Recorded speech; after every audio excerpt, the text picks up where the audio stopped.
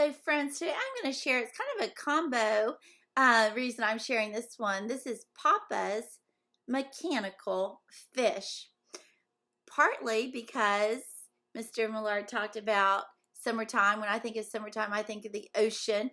And then yesterday it was so cool because one of my first grade friends, Piper Baker, man, she was working yesterday creating the coolest creation. She was being an engineer, and she engineered a special carrier that she could pull probably anything. She was carrying one of her dolls behind her little four-wheeler, and she put so much thought into it. And so they shared that with me, and I was so impressed. And I said, Piper, you're an engineer, right? Because you know what, guys? We are growing engineers right at Buck Lake, and we are so proud of all of you. And so this is called Papa's Mechanical Fish. It's by Candace Fleming, and Boris Kulikov is the illustrator. It's a 2.1 and it's a half a point. Hi, Toby. Oh, there's actually a little dog. First page. This is my Papa, and this is his backyard workshop where he spends his days thinking, tinkering, and inventing things. You hear that? Oh, this is my favorite kind of words. Onomatopoeias. Everybody knows Miss Young loves onomatopoeias. Those are what kind of words? Sound words. Hear that? Clink, clankety bang, thump, whir. That's the sound of Papa at work. Clink, clankety bang, thump, whir. What are those called? Yep, you got it. Onomatopoeia. Those are sound words. Love, love, love onomatopoeias. When Miss Young taught second grade, that was one of my favorite things to teach. Sometimes Papa tries inventing helpful things like collapsible coat hangers that are easy to store. Sometimes he tries inventing unusual things, and sometimes he tries inventing playful things that only just don't work, like steam-powered roller skates. He forgot to put the brakes on them. Oh, you see the puppy down here?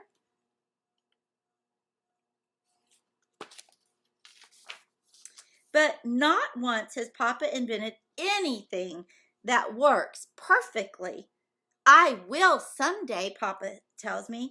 All I need is a fantastic idea. But fantastic ideas are not easy to come by. So Papa twiddles his tools and pulls his hair. He racks his brain, sighs, and stares until one day he throws down his screwdriver. Enough thinking, he says. Who wants to go fishing? So he has had it.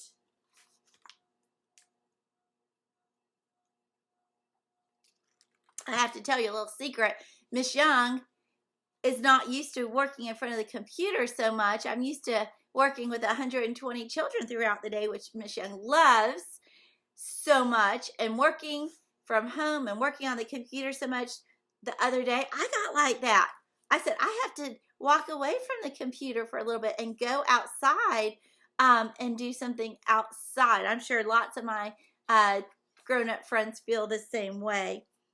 I do. I want to go fishing, I holler.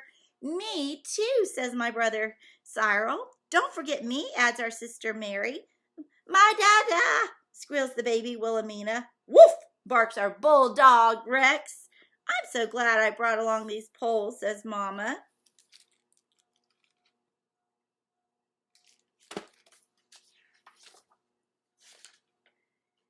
We all troop out to the lighthouse pier and drop our lines into Lake Michigan. Plop, plop, plop, plop, plop. Papa, I say as we wait for a bite, have you ever wondered what it's like to be a fish? A fish, he mutters. A fish? Uh-oh, squeals the baby. Papa's pole clatters to the pier. He leaps to his feet. He whirls me around. Verena, you are brilliant, he whoops. Then he is gone, racing back over the sand dunes to his workshop.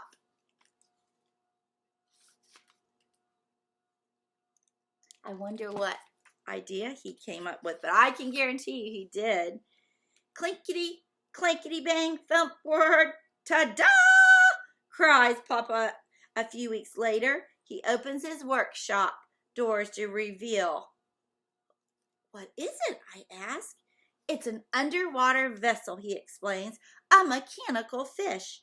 I will dive like a salmon. I will glide like a trout.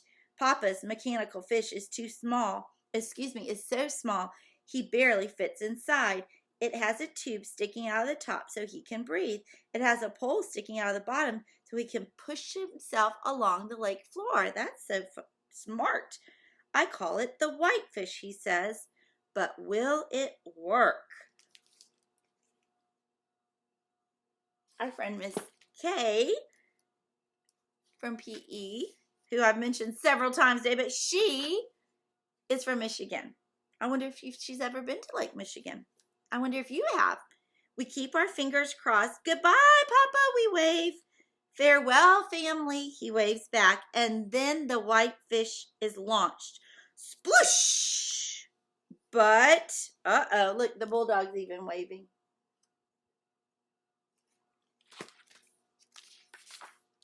Glub, glub, glub. Papa swims back to the pier. It almost worked, he says. Okay, look at the bulldog's face, guys. Look at the bulldog's face.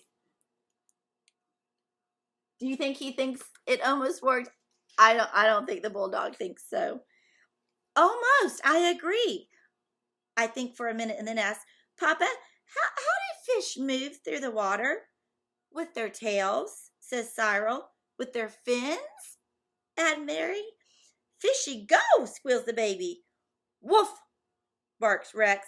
I'm so glad I brought along this towel, says Mama. She wraps it around Papa's shoulders, but he is too deep in thought to notice. And parents out there, I don't know if they still even have it, but the first thing I thought of was the ride 20,000 Leagues Under the Sea at Disney. I remember going in that as a little girl, and that was the first thing I thought of when I read this, that it might be like that. Clink, clinkety bang, thump, whir. Behold, the whitefish 2. It is big enough for 2 people to sit in. It has a wooden fin on top and a wooden propeller in the back. Papa pedals it like a bicycle to make it go. Goodbye, Papa, we wave. Farewell, family, he waves back. And then the whitefish, 2, is launched. Sploosh! It dives below the surface. But,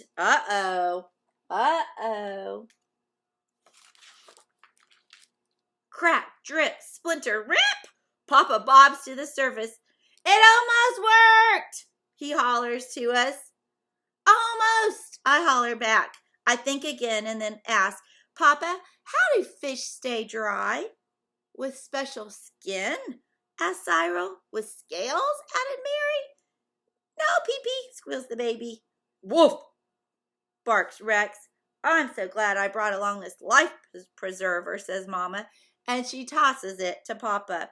But he is too deep in thought to notice. He's already thinking. I see that in our creation station all the time, right? As you're creating things, you're already thinking about what you're going to change. Parents, you cannot believe the amazing things our friends create in creation station. Clickety, clackety, bang, thump, whir, behold the whitefish 3. It is big enough for 3 people to sit in. It has a plunger to make it go up and down. It has a steering wheel to make it go left and right. It has levers instead of pedals, and it is covered in waterproof copper. Goodbye, Papa, we wave. Farewell, family, he waves back. And then the whitefish 3 is launched. Sploosh! It dives. Swoosh! It chugs beneath the waves. Clackety, clackety, clackety. But, he has such detailed illustrations as he planned it out. Crump! Papa clings to a buoy. It almost worked, he says minutes later as we pull him in the rowboat. Almost, I say. I think some more, and then ask, Papa, how do fish know where they're going? Can they see underwater, says Cyril. Do they have good eyes, says Mary. Peekaboo, squeals the baby. Woof, barks Rex. I'm so glad I brought along these oars, says Mama, and she rows towards shore. But Papa is in too deep of thought to even notice. So all those questions get Papa to thinking about what he could change, right? Now he barricades himself in his workshop. Clink, clinkety bang, thump, roar. He does not come out. Thunk, clunk, whack. We cannot go in. Tap, tap. He even covers the window so we can't peek. Zap! What's the big secret, I ask. Wait and see, Papa says. Just wait and see. Clink, clankety bang, thump, whir. At last he flings wide the workshop doors. Surprise! Ooh, we gasp. Ah! Can't wait to see. The Whitefish 4 is big enough for 7 people to sit in. It has an air cooling system, an air compression system, an air purifying system. It has a steam boiler to run the engine and a battery to run the headlights. It has velvet carpeting and comfortable chairs. Along its length are a dozen portholes. Papa grins. Who wants to go for a ride? I do, I whoop. Me too, says Cyril. Don't forget me, adds Mary. Go bye-bye, squeals the baby. Woof, barks Rex. I'm so glad I brought along lunch, says Mama. This kind of actually does remind me of the 20,000 Leagues Under the Sea. What the ride actually looked like. One by one, we drop down through the hatch, and then Papa seals it behind us, takes his place at the control, and sploosh, swoosh, clackety, clackety, clackety. Wow! Guys, look at this. This is amazing. Wouldn't that be awesome? Hours later, we rise to the surface and we glide to the beach. We spread out a blanket and feast on ham sandwiches. There's nothing better than sandwiches at the beach. Papa, I say between mouthfuls, that idea was absolutely, positively fantastic. Brilliant, says Cyril. Clever, adds Mary. Yay, squeals the baby. Woof, barks Rex. I'm so glad you brought me along, says Mama. And she gives Papa a big, big smooch. Then a seagull flies overhead. I toss it my bread crust. Have you ever wondered what it's like to be a bird, I ask.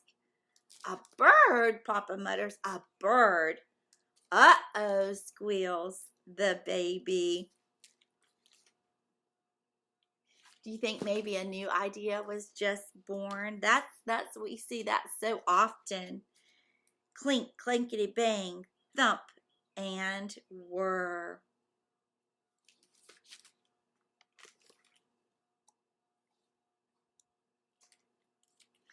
So I'm going to read more about this, but very, very quickly.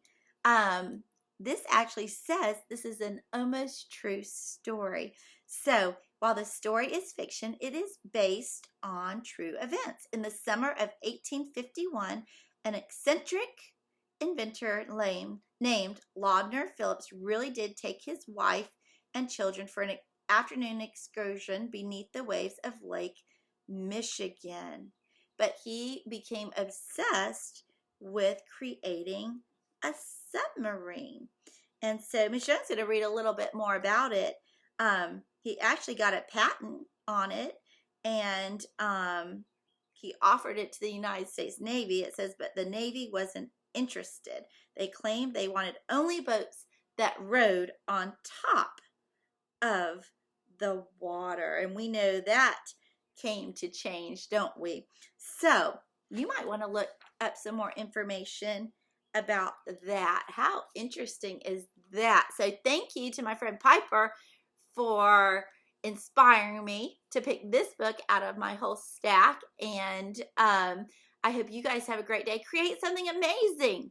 Create something amazing. I would love to see it. Have a great day, Bobcat. See you tomorrow.